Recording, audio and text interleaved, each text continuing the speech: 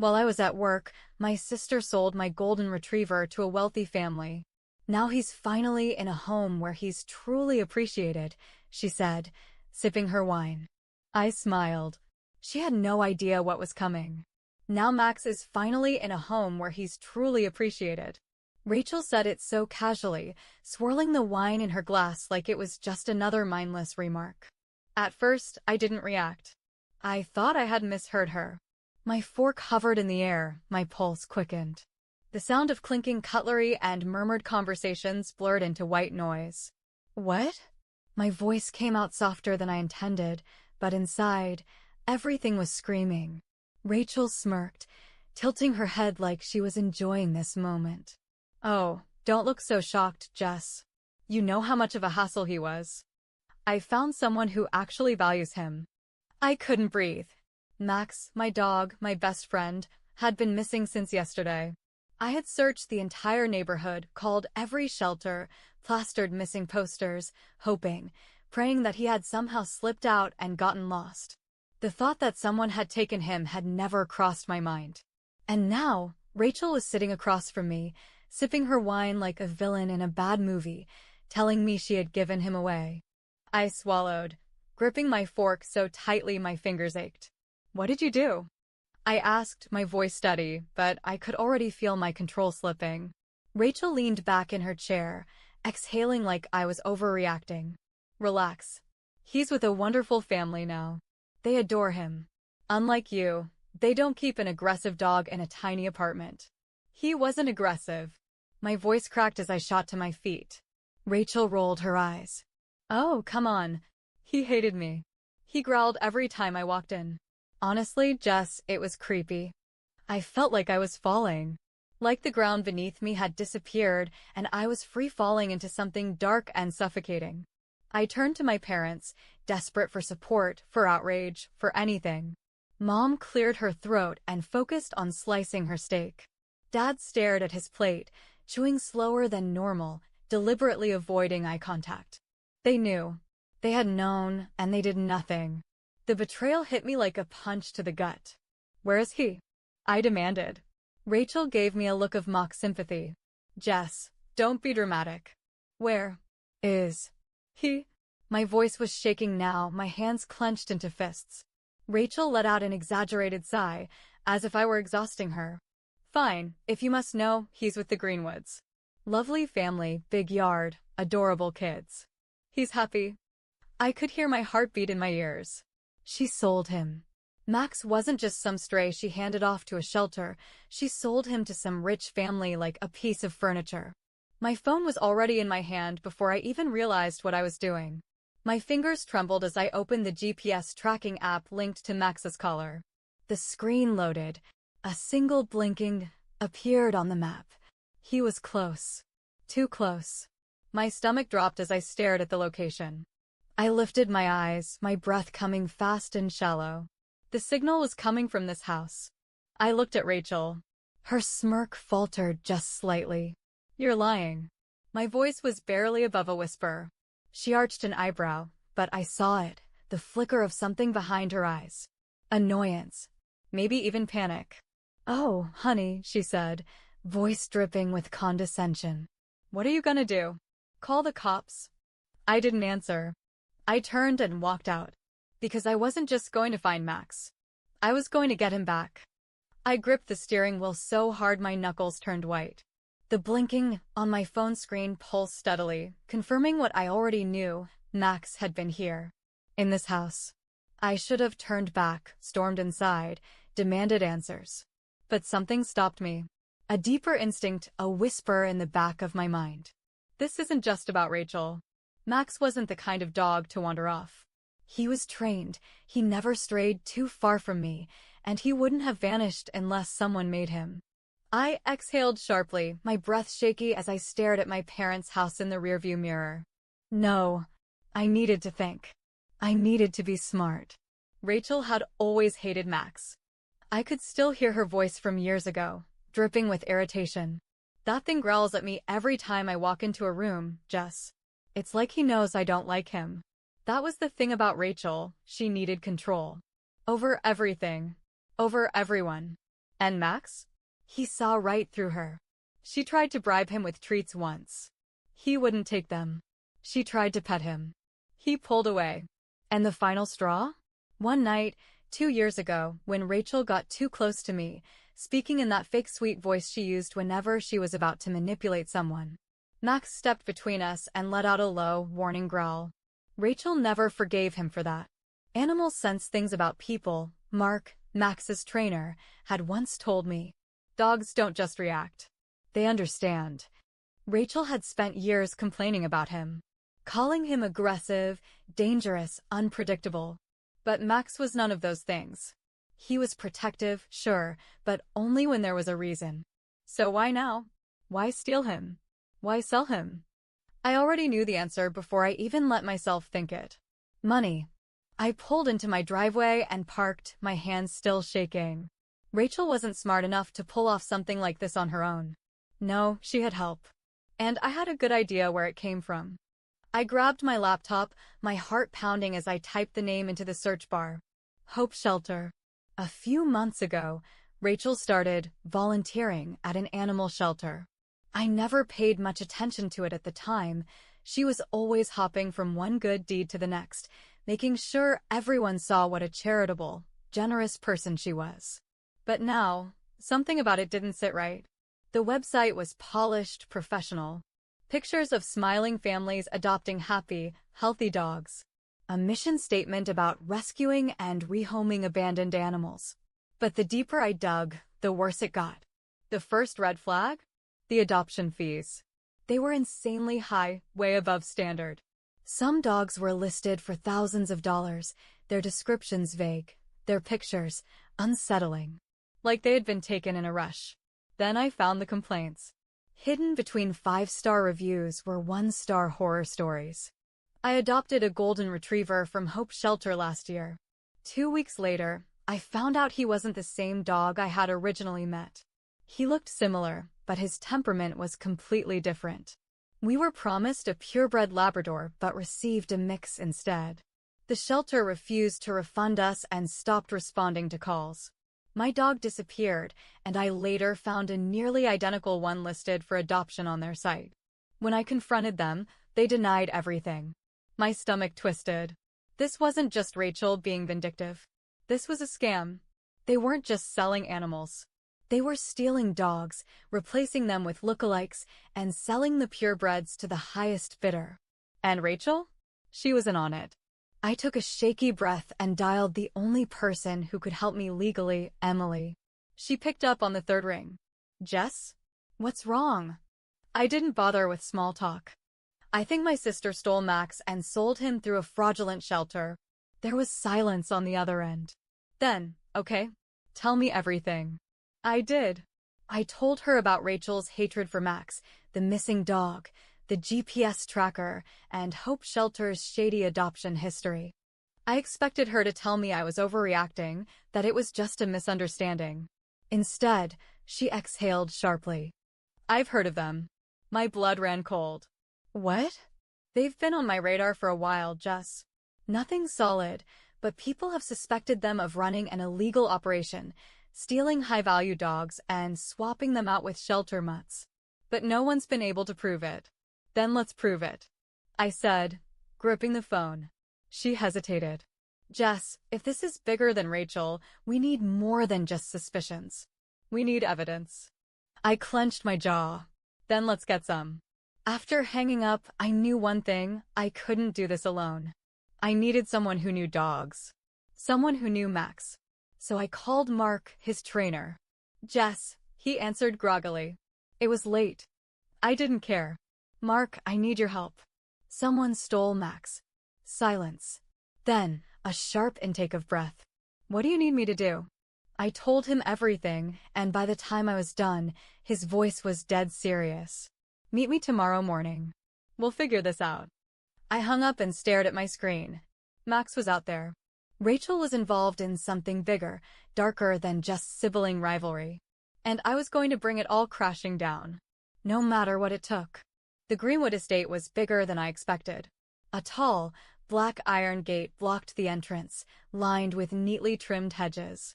Beyond it, A sprawling two-story house loomed in the distance, its massive windows glowing with warm light. It looked like the kind of place you'd see in a magazine, perfect, pristine, untouchable. But somewhere inside, Max was here. I gripped my phone, my heartbeat drumming in my ears as I checked the GPS tracker one last time. The blinking dot was still there. "This is it," I murmured, turning to Mark, who sat in the passenger seat. His expression was grim, his jaw tight. "I still can't believe she did this," he muttered. "Selling your own sister's dog? Who the hell does that?" "Rachel," I spat. Mark exhaled sharply, shaking his head. "All right. You ready?" I nodded, then glanced behind us where Emily's car was parked. She had insisted on coming in case things turned legal, which they likely would. And right next to her, the unmarked police vehicle. Officer Grant, a local cop Emily knew, was inside. We didn't have an arrest warrant, not yet, but we had enough. Enough complaints against Hope Shelter, enough reports of missing dogs, and now, evidence that at least one stolen pet was sitting behind that gate. "If we don't get in, we're going to need a court order," Emily had warned earlier. "But if they let us inside willingly, we might not need one." That was the plan. Get inside, confirm Max is there, and force their hand. I took a deep breath and stepped out of the car. Face to face with the Greenwoods. A man in his mid-40s opened the front door before I even had a chance to knock. He was tall, broad-shouldered, and dressed in a crisp button-down like he had just stepped out of a business meeting. His eyes flicked between me and Mark, then landed on Emily and Officer Grant standing by the cars. His frown deepened. "Can I help you?" I lifted my chin. "My name is Jessica Carter. My dog, Max, was stolen from me and sold to your family under false pretenses." A woman appeared behind him, blonde, elegant, rich. Her brows knitted in concern as she placed a hand on his arm. "I'm sorry, but there must be some mistake," she said smoothly. "We adopted our dog legally through Hope Shelter. That dog is mine." My voice was ice. The man stiffened. "That's a serious accusation." "So is fraud and theft," Emily cut in, stepping forward. "We have reason to believe that Hope Shelter has been involved in multiple cases of stolen pets. Jessica has proof that her dog is here." The man's frown deepened, but the woman, she looked uneasy. She hesitated for a fraction of a second. That was all I needed. "Let me see him," I demanded. The woman bit her lip, glancing toward the hallway. Then I heard it. A faint scratching sound. My heart lurched. I knew that sound. I had heard it 100 times before, Max scratching at a door when he wanted to be let out. "Mom?" A small voice came from behind them. A boy, maybe 6 years old, rolled his wheelchair into view, his hands gripping the wheels as he maneuvered closer. He was pale, his brown hair slightly messy, and his face lit up with pure joy when he saw me. "Not me. Max." He came barreling through the hallway, his black and tan fur a blur as he ran straight toward me. For a split second, I couldn't breathe. Then he was on me, his paws against my chest, his body trembling, his tail wagging so hard I thought he might fall over. His tongue covered my face, desperate, frantic, like he was afraid I wasn't real. "Max," I choked out, wrapping my arms around him. I felt his whole body shaking against mine. "That's impossible," the man muttered behind me. "No, Dad," the boy whispered.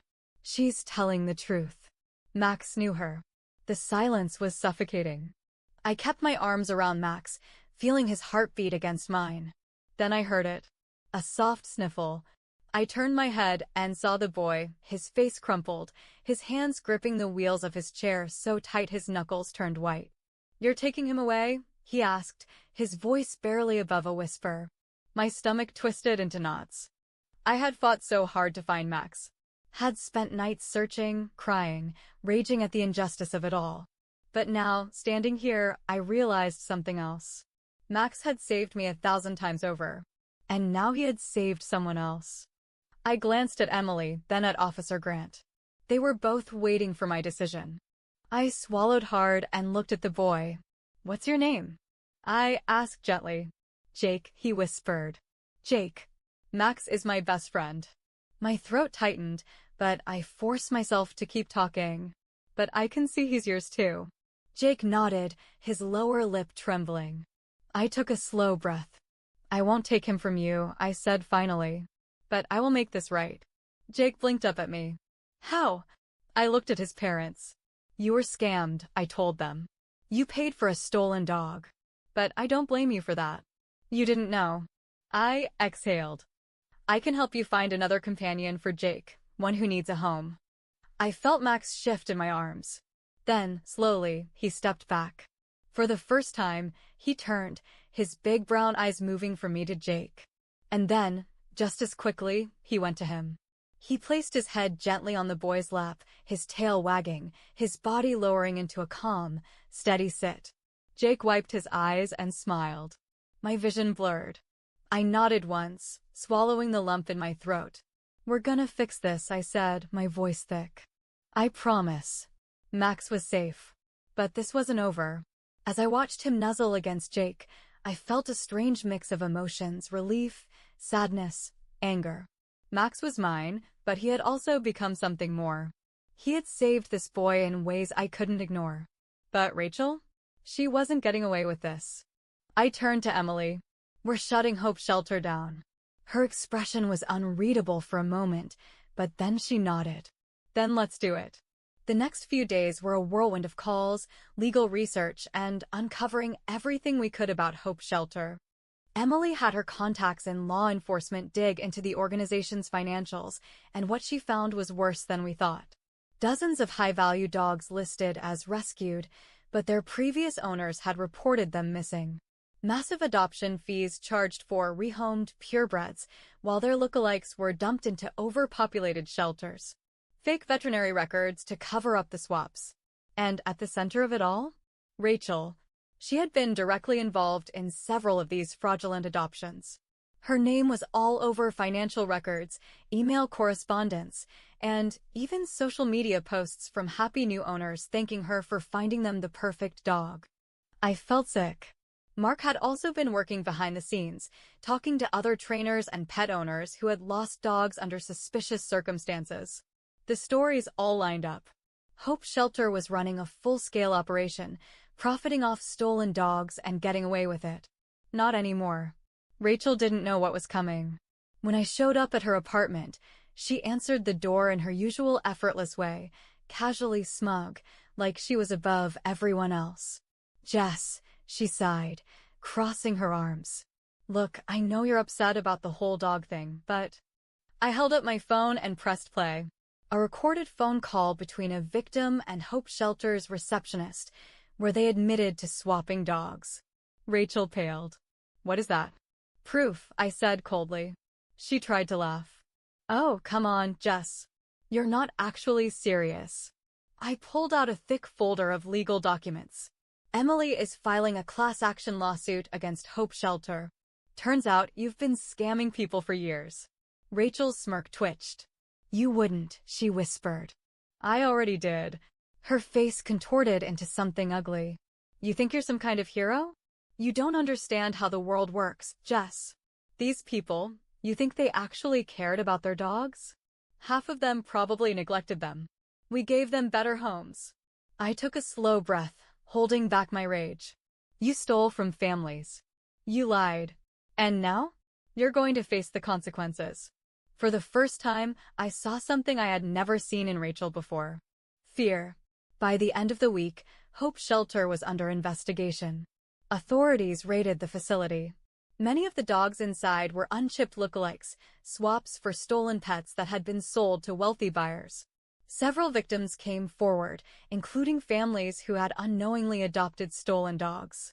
Rachel was officially charged with fraud and conspiracy. Her volunteer status wasn't enough to protect her. And the best part? The court ordered her to pay restitution to every victim. Rachel finally had to face the consequences of her actions. She lost her apartment. Her boyfriend dumped her the moment he realized she was headed for trial. And Mom and Dad? Silent. For the first time, they couldn't protect her. They couldn't excuse this. Rachel had finally destroyed herself. With Hope Shelter shut down, I had one last promise to keep. A week after the raid, I drove back to the Greenwoods house with Mark. This time, I wasn't here to take Max back. I was here to give them something else. As I walked up the driveway, Jake rolled his wheelchair toward me, his eyes filled with uncertainty. "You really found one?" he asked quietly. I smiled and stepped aside. Behind me, a golden retriever with warm brown eyes trotted forward, wagging his tail. "Jake, meet Charlie." Jake's face lit up. The retriever padded over and immediately pressed his head into Jake's lap, letting out a soft sigh. Jake looked up at me, his eyes wide. "He's perfect. He needs a home," I said softly. "And I think he already loves you." Jake beamed. I turned, and for the first time, I let go of Max. I wasn't losing him. I was giving him what he had given me, a second chance. The morning air was crisp, the sky painted in soft hues of pink and gold. As I stepped outside, Max trotted beside me, his tail wagging, his body lighter, as if he knew it was finally over. It had been a month since Hope Shelter was shut down. A month since Rachel's world crumbled. I hadn't spoken to her since that last confrontation, but I had heard enough. She was drowning in legal battles, buried under fines and lawsuits. Community service, a destroyed reputation, financial ruin, all of it had come crashing down on her. And Mom and Dad? They never called. They had spent years defending Rachel, covering for her, making excuses. But now, with no way to fix her mess, they had simply let her fall. And honestly, I didn't care. For the first time in years, I didn't feel like I was drowning in their expectations, their judgments, their twisted idea of family. For the first time, I was free. I should have known she wouldn't go down quietly. The message came late one night, a single text from an unknown number. "Rachel, I hope you're happy. You ruined my life." I stared at the screen, waiting for the usual wave of guilt. But there was nothing.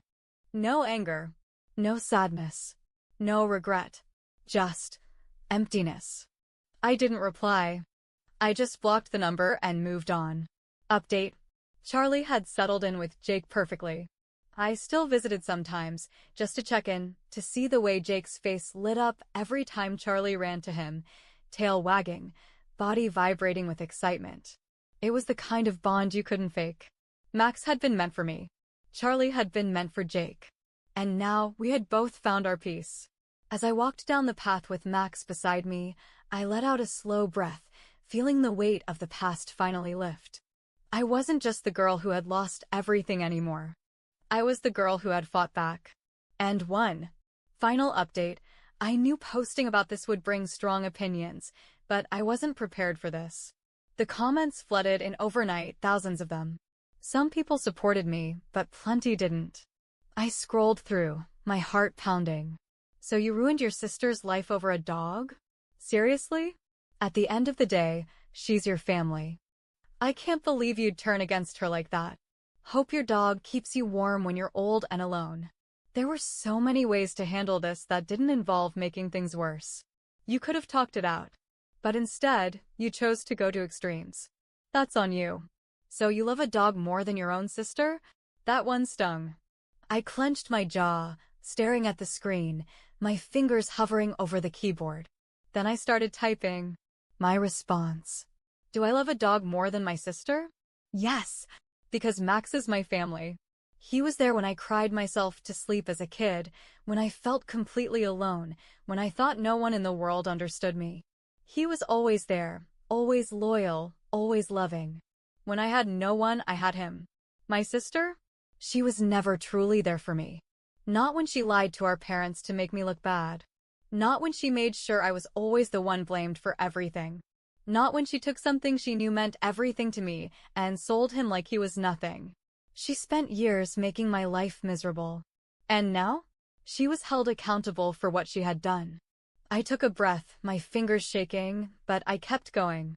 You could have solved this peacefully. Could I? Really? How exactly was I supposed to reason with someone who stole from me? Who looked me in the eye and laughed, acting like I was crazy for caring? If I had just let it go, more dogs would have been stolen. More families would have been lied to. Someone had to stop it. Maybe it's uncomfortable to see how messy it got.